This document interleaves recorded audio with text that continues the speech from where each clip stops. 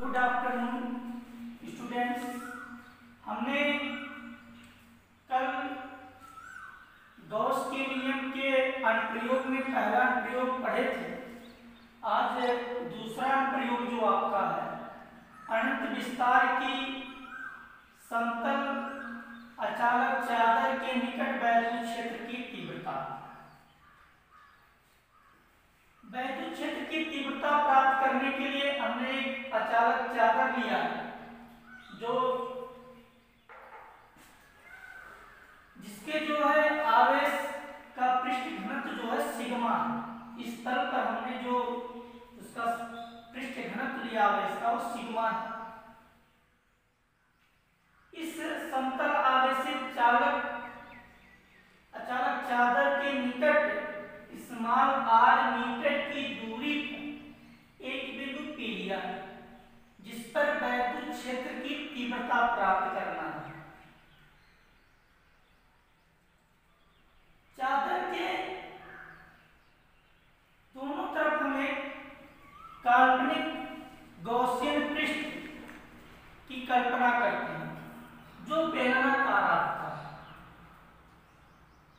हमने एक बिंदु P लिया है पहले सिरे का, दूसरे सिरे का लिया P और माना दोनों सिरों का क्षेत्रफल A। तब बेलन के पहले सिरे से गुजरने वाला जो वैद्युत फ्लक्स होगा ठीक उसी परिमाण का बेलन के दूसरे सिरे से होकर गुजरने वाला वैद्युत फ्लक्स होगा। अतः दोनों सिरों का जो वैद्युत फ्लक्स होगा वो आपका समान है, क्योंकि चालक के दोनों सिरों या सभी बिंदुओं पर वैद्युत क्षेत्र की तीव्रता वेक्टर E का परिमाण समान है।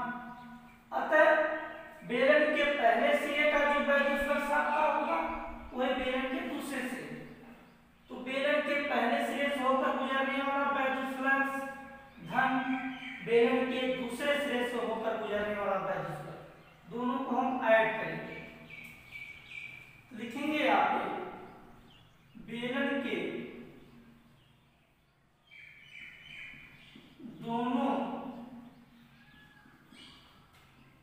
सिरों से होकर गुजरने वाला वैद्युत फ्लक्स। इसके पहले जो मैंने लेक्चर आपको दिया है वो आपको यहाँ राइट करना होगा, इसके बाद आपको नियमन करना होता है ताकि पता चले आपने इस फिगर को कैसे बनाया। ये आपको यहाँ प्रदर्शित करना होता है। हाई equal to integral vector E dot vector D पहले सिरे पुनः इतने ही दूसरे सिरे का भी होगा vector E dot vector D. चूंकि वेक्टर E और वेक्टर डी ये समांतर हैं, अतः आप लिख सकते हैं vector E dot vector D equal to E D. तब आपका हो जाएगा हाई E equal integral vector E dot D की जगह आप लिख दीजिए E D A plus vector E dot D की जगह फिर पुनः हो जाएगा E डॉट। वैद्युत क्षेत्र की तीव्रता सभी बिंदुओं पर समान है, अतः एक कांस्टेंट है, बाहर कर लीजिए। इसमें भी वही होगा। हमने आपको बताया ये पूरा आपके सरफेस एरिया संपूर्ण पृष्ठ का क्षेत्रफल, संपूर्ण पृष्ठ का क्षेत्रफल ये बेलनाकार। पिछले अनुप्रयोग में हमने आपको बताया था कि बेलन का संपूर्ण पृष्ठ का क्षेत्रफल 2 पाई RH, यानी जो पृष्ठ उसका होगा वो 2 पाई RH, तो 2 पाई RH भी लिख सकते हैं या A लिखिए आप। तो सरफेस एरिया जो है आप A भी पुट कर सकते हैं या उसकी वैल्यू जो अगर दिया है तो आप राइट कर सकते हैं। तो हम इसकी जगह पूरा सरफेस सरफेस एरिया ले सकते हैं। तो जहां इंटीग्रल dA इक्वल टू संपूर्ण गॉसियन पृष्ठ का क्षेत्रफल,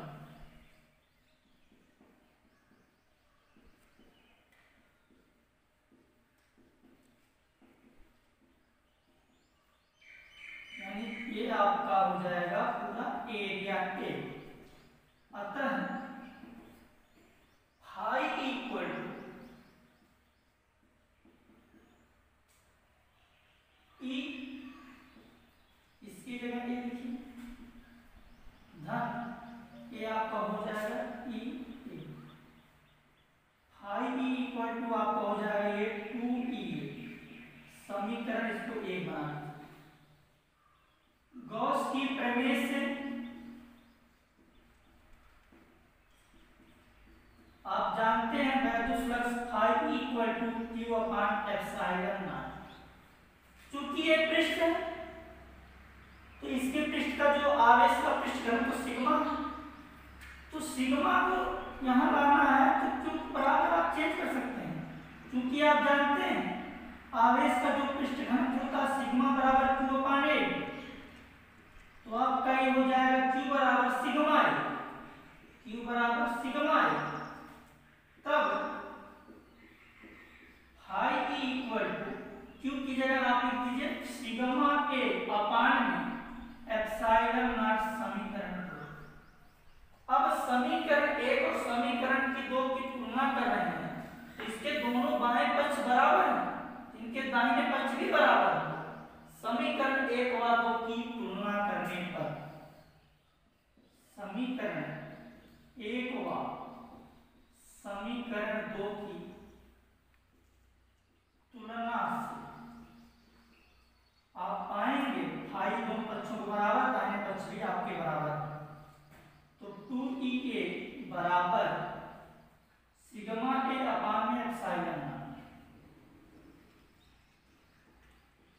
ए से कट जाएगा, ई का वैल्यू क्या करना, ई बराबर 2 यहां चला जाएगा सिग्मा अपान में 2 एप्सिलॉन नॉट। ये आपका मेन व्यंजक है। इसमें आप देखेंगे कि आर नहीं, दूरी नहीं, इससे आपको ये पता चलता है कि सभी बिंदुओं पर वैद्युत क्षेत्र की तीव्रता का मान समान। अगला अनुप्रयोग हम पढ़ेंगे। सेकंड जो आपका थर्ड अनुप्रयोग है वो आपका है आवेशित चालक के ठीक बाहर वैद्युत क्षेत्र की तीव्रता। ये हमने एक आवेशित चालक लिया है जिस पर हमने धन आवेश बनाया है। इसके ठीक बाहर एक बिंदु P है जिस पर आपको वैद्युत क्षेत्र की तीव्रता का मान प्राप्त करना है। जो चालक है उसके अंदर जो है आवेश आपका है, जिसके कारण यहाँ पर वैद्युत क्षेत्र का जो मान होगा वो शून्य। इस चालक को भी प्लेट की मान सकते हैं। हमने इसके जो पहली प्लेट है इसको ए माना है, जो इसका दूसरा प्लेट का है उसको बी माना। पहली प्लेट ए के कारण एक बार हम वैद्युत क्षेत्र की तीव्रता प्राप्त करेंगे, एक बार हम प्लेट बी के कारण वैद्युत क्षेत्र की तीव्रता प्राप्त करेंगे। आप इसको एक और दो भी मान सकते हैं। एक मानेंगे तो पहली प्लेट के कारण वैद्युत क्षेत्र की तीव्रता, दो मानेंगे तो दूसरी प्लेट के कारण वैद्युत क्षेत्र की तीव्रता। तो हमने यहाँ पर ए और बी माना है, तो प्लेट ए के कारण वैद्युत क्षेत्र की तीव्रता E1, प्लेट बी के कारण जो वैद्युत क्षेत्र की तीव्रता हो E2। अब आप देखते हैं यहाँ लिखिए, और इन दोनों प्लेटों का जो आवेश के पृष्ठ घनत्व उस सिग्मा समान।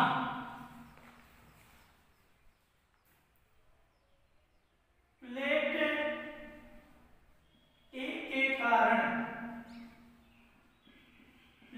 ए के कारण कहां पर आपको तीव्रता निकालना है, P पर निकालना। प्लेट ए के कारण बिंदु P पर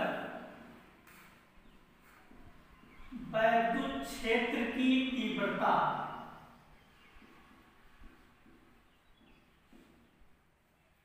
वेक्टर E1 इक्वल टू, अभी आपने पढ़ा इसके पिछले वाले प्रयोग में E1 बराबर आया था सिग्मा अपान में 2 एप्सिलॉन। ये आपका सभी बिंदुओं पर तीव्रता समान है, यही आपका होगा। ये आपका प्लेट ए से दूर, प्लेट ए से दूर। इसी प्रकार प्लेट बी के कारण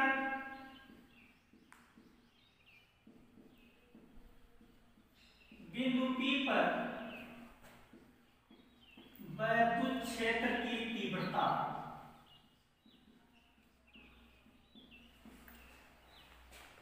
वेक्टर E2 बराबर सिग्मा अपान में 2 एप्सिलॉन नॉट प्लेट बी से दूरी होगा। चूंकि चित्र में हमने जो बनाया है वेक्टर E1 और वेक्टर E2 आपको दिख रहा होगा कि एक ही दिशा में, अतः इनका जो परिणामी वैद्युत क्षेत्र की तीव्रता होगी वेक्टर E बराबर वेक्टर E1 धन वेक्टर E2।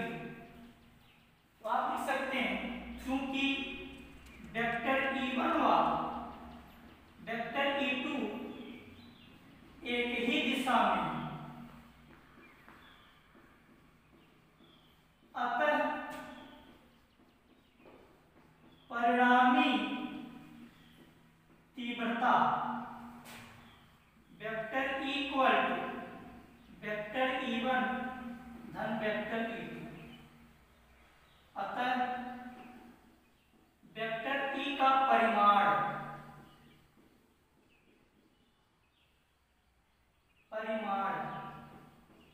इसकी टोटल वैल्यू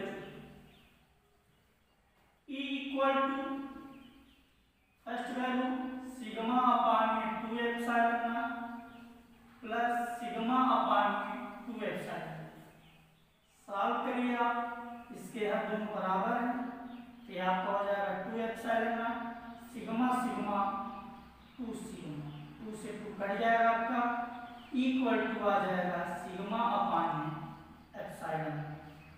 इस प्रकार आवेशित चालक के ठीक बाहर वैद्युत क्षेत्र की तीव्रता का व्यंजक आपका ये।